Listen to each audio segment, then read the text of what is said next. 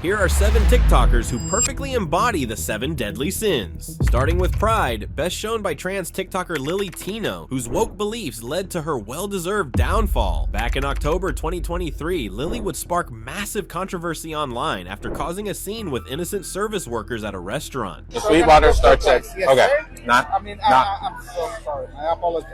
I was wondering if there's a manager I could talk to about something that happened.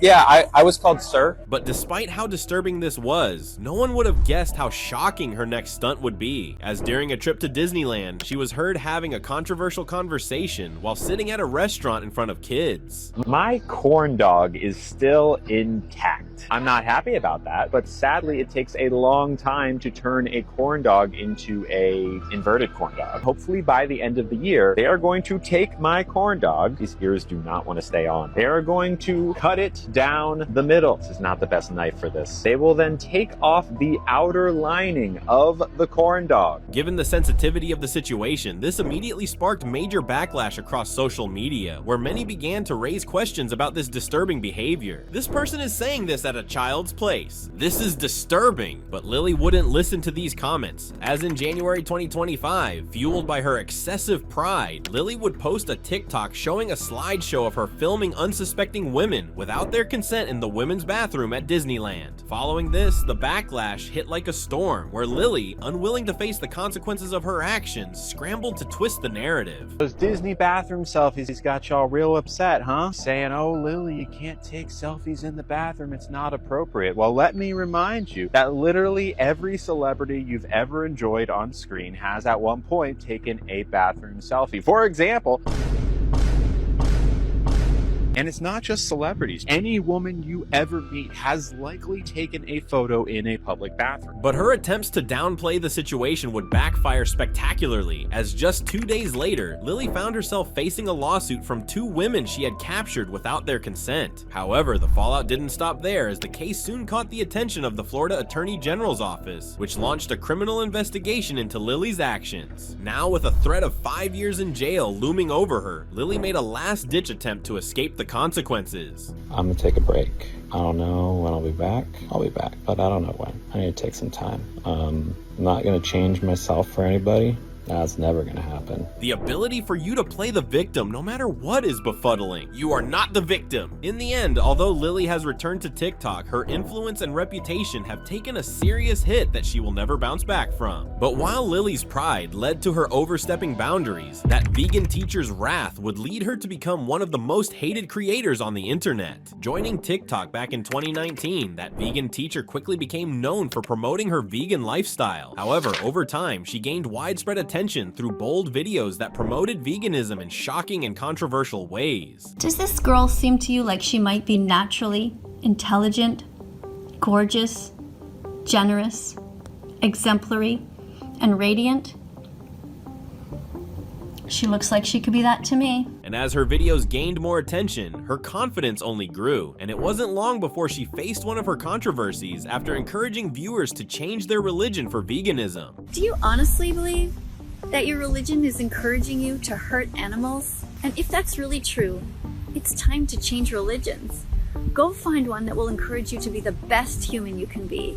But despite her attempt to preach the gospel of veganism, viewers were left disgusted by her behavior. God is vegan, me a Christian. Animal sacrifices were used in the Bible. What you mean? Heaven is vegan. Her 5 seconds later, why not become an atheist? Angered by the outrage and a need to call out what she saw as wrong, that vegan teacher turned her sights on popular chef Gordon Ramsay, a move that only backfired for her. Eating animals is wrong, Gordon Ramsay. Hurting animals is wrong, Gordon Ramsay.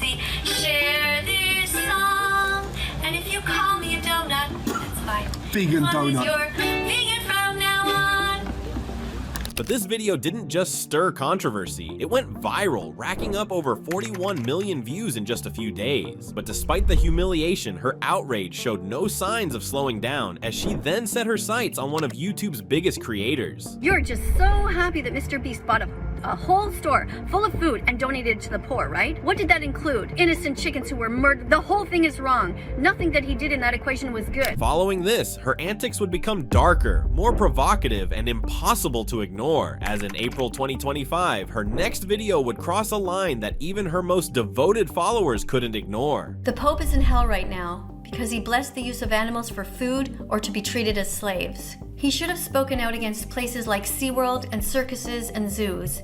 He should have spoken out against bullfighting and the rodeo, but he remained silent while billions of animals suffered needlessly under his watch. I'm not Christian, but what the on someone's death is horrible. Spoiler alert, the Pope is in heaven, while Katie is going to hell. But while that vegan teacher's wrath pushed her to take her veganism way too far, Natalie Reynolds' envy would drive her to chase attention at any cost. Rising to fame back in 2019, Natalie quickly became loved for her dance reels. However, over time, she would take her content way too far with videos of herself pretending to be homeless and begging strangers for money.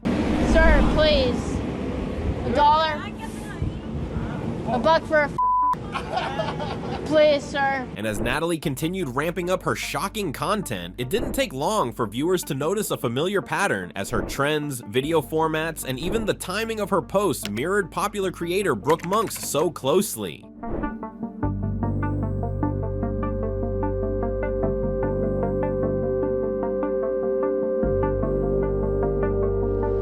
To make matters worse, she began featuring cardboard cutouts of Brooke's boyfriend in her videos, pushing her obsession into a whole new bizarre level.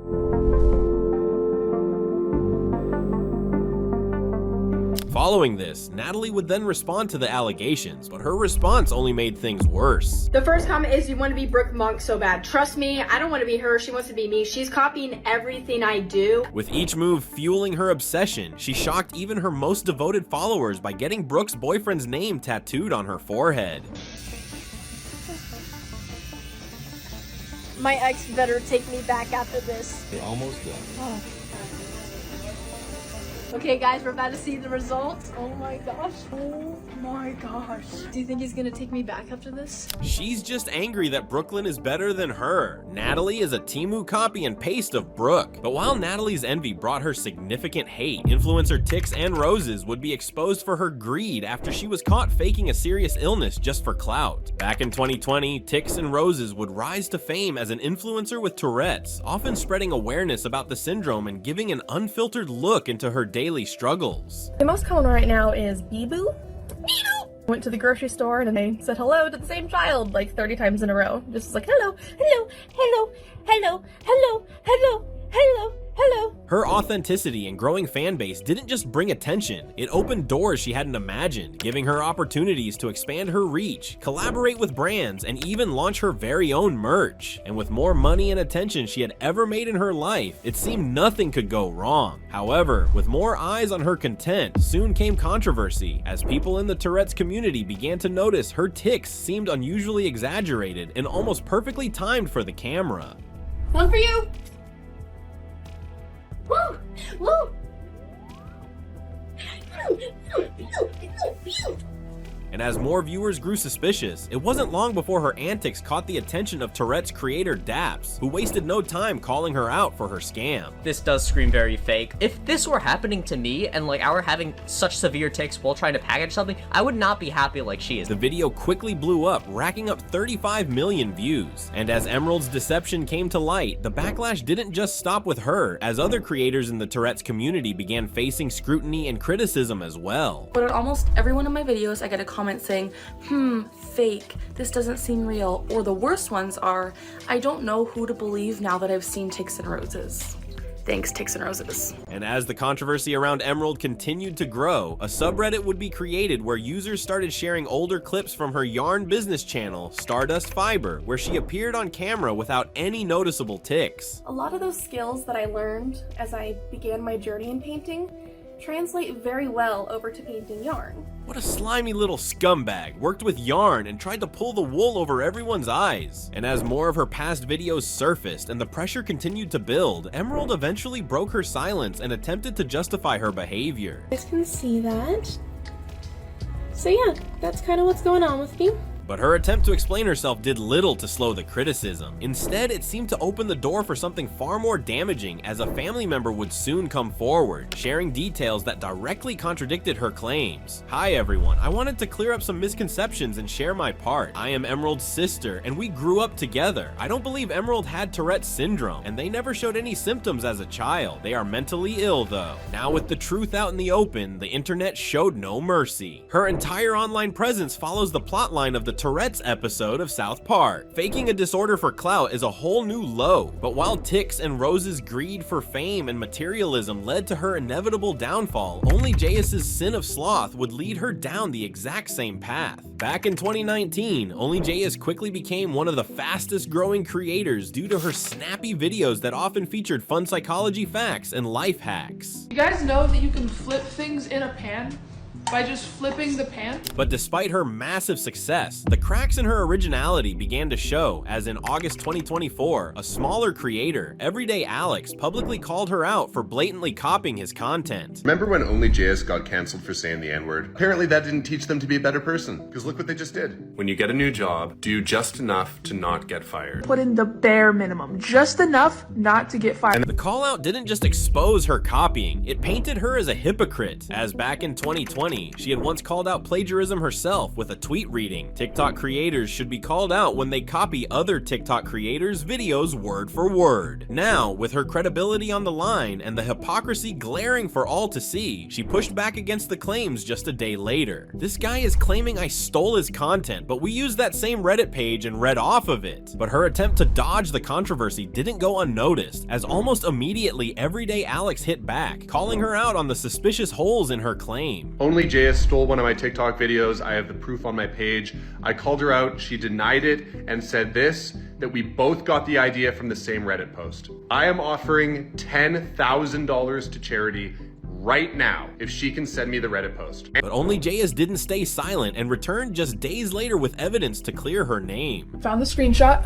It's this one right here of a Reddit post, of a Reddit comment, and I took the screenshot March 20th, 2020 at 7:24 p.m. This is the screenshot I took of Reddit. However, while it looked like Only Jayus had turned the tables, that illusion shattered quickly when Alex struck again, revealing that her so-called evidence was completely fabricated. Unfortunately, we did some digging and we found that that deleted post is not the script. She's like the crash out classmate that somehow got popular. Her entire personality is just annoying. Following this dent in her reputation, support started to fade, and the image she had worked so hard to protect has taken a serious hit. But while Only Jayus's sin of sloth led to a brutal humiliation online, Camila Araujo's thirst for lust would be her undoing after pushing her content past boundaries no one should ever cross. Back in 2021, Camila Araujo would go viral as player 67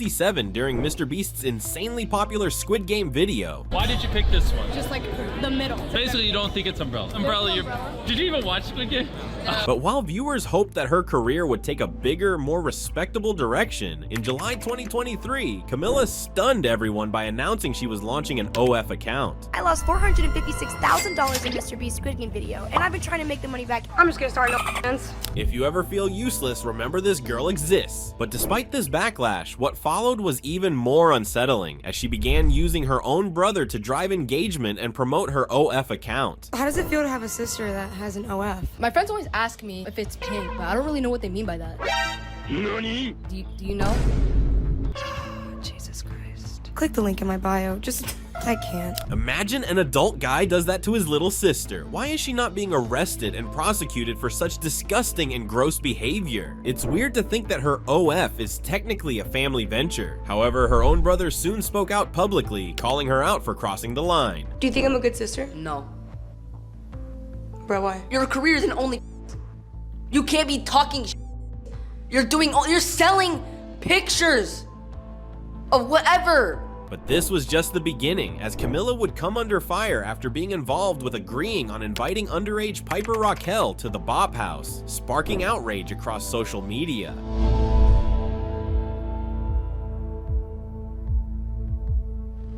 But even that backlash wouldn't be the end, as she soon resurfaced in another controversial skit, this time alongside Bonnie Blue. If you're happy, I'm happy. It's all that matters. I'm happy. I'll be happier when we do 2000 together. I'll have to prepare for that. Yeah. Go do your 100 live stream. And maybe I'll have to like shove some carrots and like prepare. I don't know. Carrots seem a good idea. Like the big ones, or maybe a cucumber. Following this, Camilla announced she was quitting OF and has since launched an online course called Becoming Her, where she aims to teach aspiring creators how to go viral. However, the damage has already been done. But while Camilla's lust has cemented her reputation as one of the most controversial, Clavicular's reputation would face a similar fate after showing his dangerous gluttony for looks maxing. First launching his channel back in 2021, Clavicular quickly became known for his over-the-top self-improvement advice and controversial topics. And I would say the trend is quite positive, and most of the copes that you read on the internet and like Reddit r/steroids are just completely wrong. But despite sparking outrage for using roids at such a young age, he wasn't done pushing boundaries, as he would take his gluttony for self-enhancement to new heights by introducing a shocking procedure known as bone smashing to his followers. I know it hurts, but that means it's working. That's the only indication. You have to push past the pain. Look at me. We can already see the side effects of smashing his face with a hammer. Brain damage. Can these people start normal maxing? But what started as over-the-top self-improvement soon spiraled out of control, as it wasn't long before Clavicular's extreme antics got him expelled from university. I was kicked out of uni for essentially roid maxing and, looks maxing. Unfortunately, someone decided to archive all of my posts and apparently find out where I went to university and send them all to the public safety at my university, detailing all my alleged activities, which prompted them, the university, to do a search of my room and uncover certain looks maxing peptides. But being pushed out didn't slow him down, as in November 2025, his obsession took a far more disturbing turn when he was seen injecting a substance into his girlfriend's face. Take that out crazy.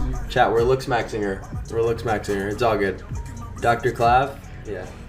She's about to be lean as However, despite the outrage that came with this, he soon sparked widespread backlash once again with a provocative comment after the Charlie Kirk situation. Would Charlie Kirk have gotten assassinated if he were Chad? Well, probably not. Here's why. Good-looking people experience something called the halo effect, so it's quite possible that if Charlie were to be better looking, someone wouldn't have hated him enough to assassinate him. This guy seems like a serial killer. Dude isn't gonna see 30 at this rate. Ultimately, his reckless streak reached its peak after he live streamed himself driving his Cybertruck into a stalker clinging to his hood. And although he wasn't hit with any charges, the damage to his reputation has been rapidly declining, with several other YouTubers exposing his controversial behavior. In the end, these TikTokers let their fame and reckless choices ruin everything they built. However, the same can't be said about influencer Matan Even, who stepped in to expose and humiliate these evil influencers. Click the video on screen now to see times when Matan Even completely destroyed evil influencers.